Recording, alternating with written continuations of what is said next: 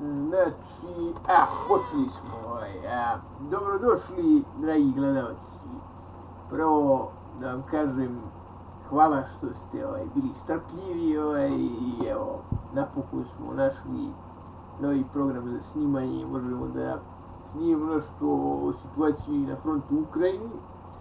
Drugo, trenutno nemam moj mikrofon, odnosno moje slušalice, ali uskoro ću da ih nađem, tako da za sljedeći već video verovatno će da bude bolji zvuk.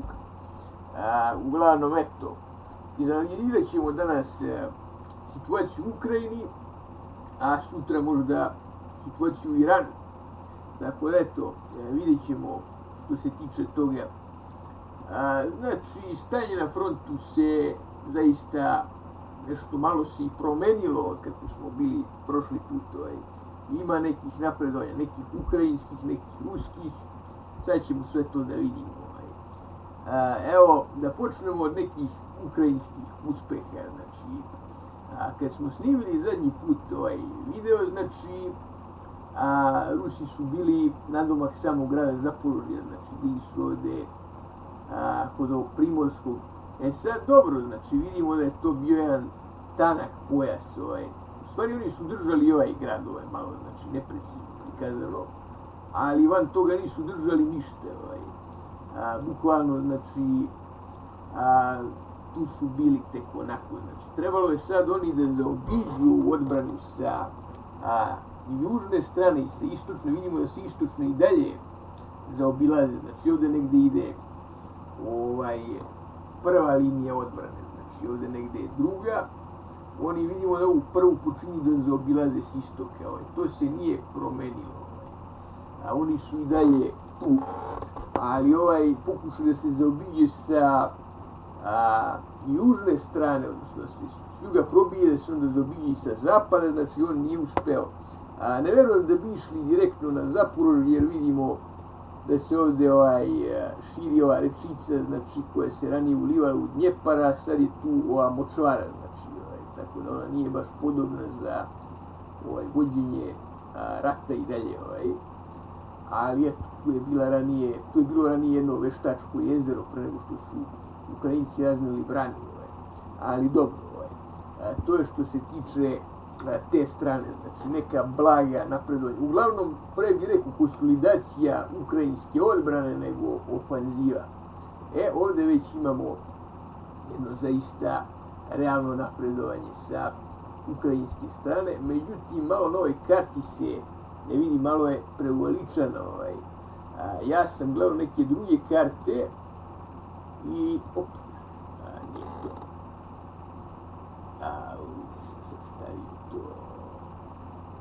Dobro, nema veze. Hoću da kažem, snimit ću ga ja, sad ću da ga nađem.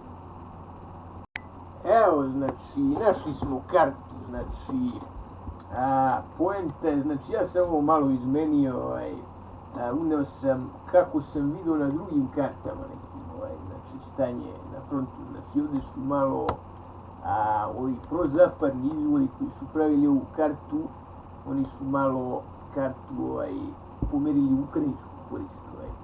Neke karte kažu da je stanje ovako.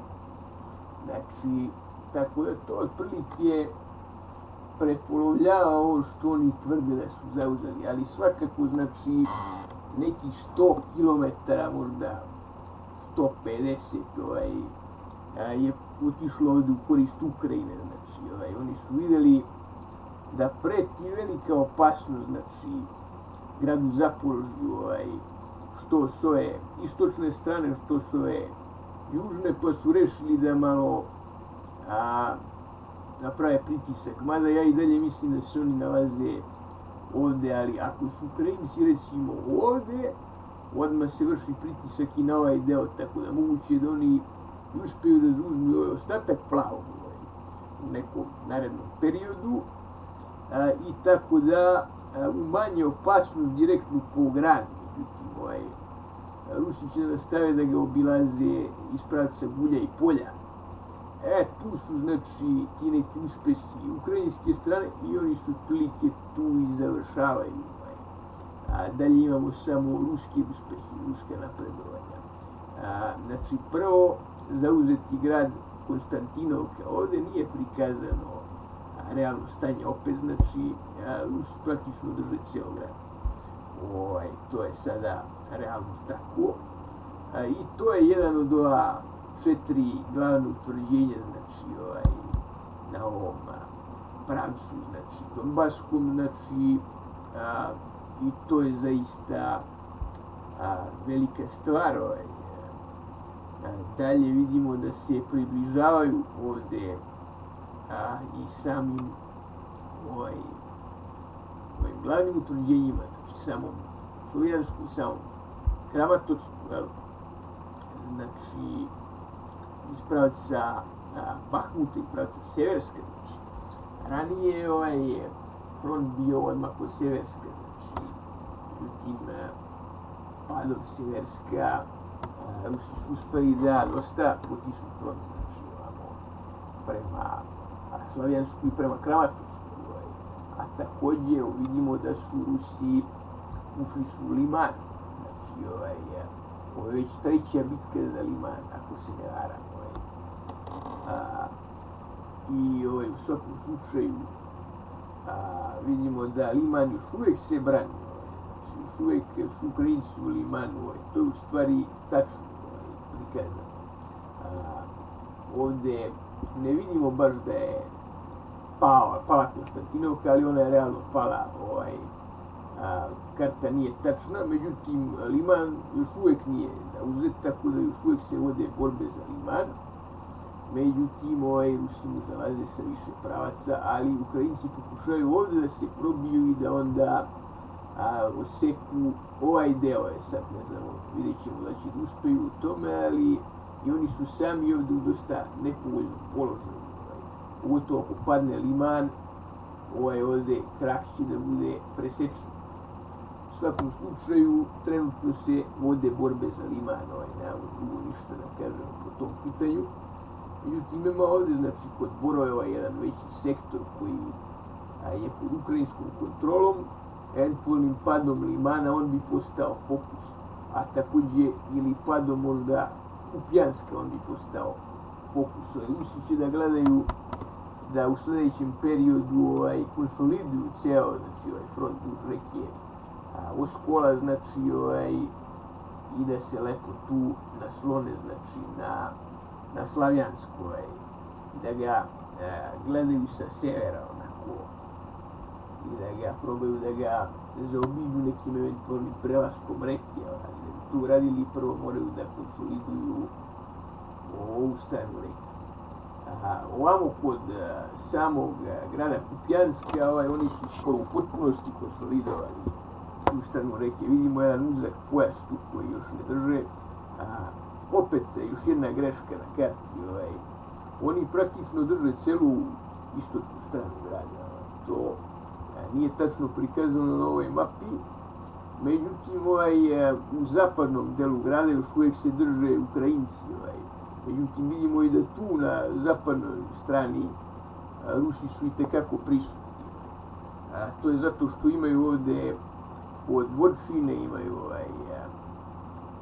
dobar jedan mostobran koji su napravili. On se sada ispojio sa ovim delom gornjim, tako da direktno odavde iz Rusije stiže snabdevanje za ovaj položaj u Kupjansku.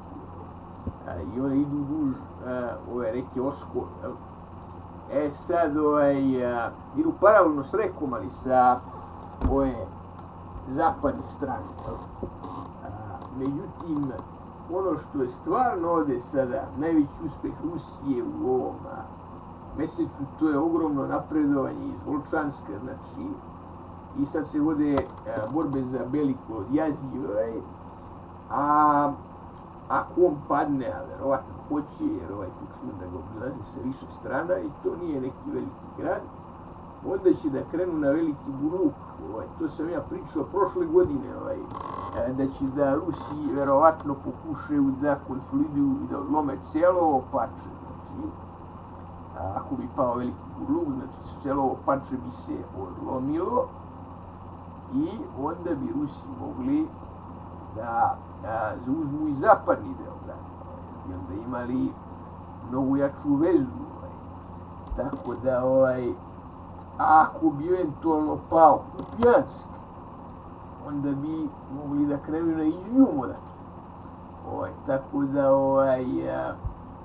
vidimo da počinje se odlama jedan po jedan deo i za nekoliko godina mogli bi Rusi u potpunosti da anuliraju veći deo ove ofanzive ukrajinske.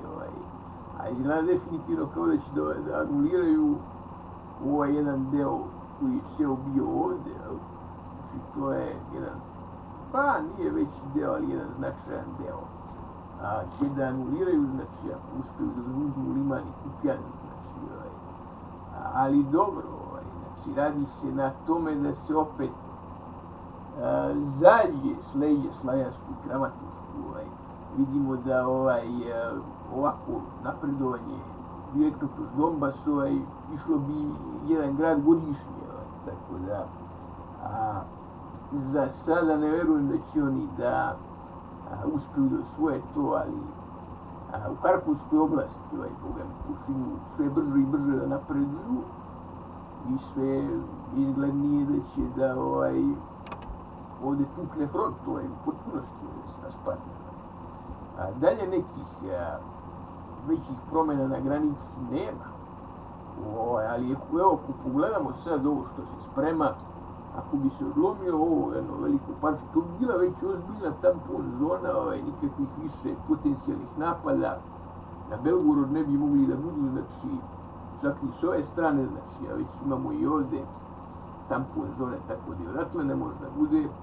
Vode se borbi za Kozaču Lopan, znači, to je svojevremeno bilo vrlo dobro utvrđenje koji su Rusi imali s ukrajinske strane granice, znači, ako bi ga sada vratili, znači, ako bi se odlomilo ovo parče, praktično Belgorod bi bio u potpunosti zaštićen od bilo kakvih dalje upada.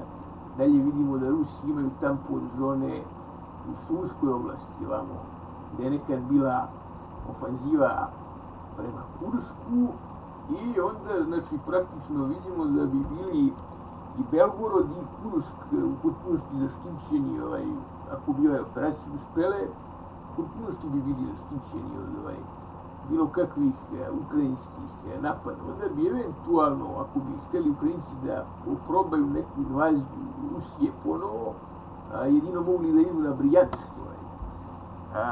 Ali dobro, to je sad što se tiče toga. Ako pogledamo trenutno stanje, možemo da vidimo da su Rusi ipak uzeli više teritorije i ove godine nego Ukrajinci, i da nikako tu front Ukrajinci ne mogu da pomere u svoju korist, čak ni ove godine, eto.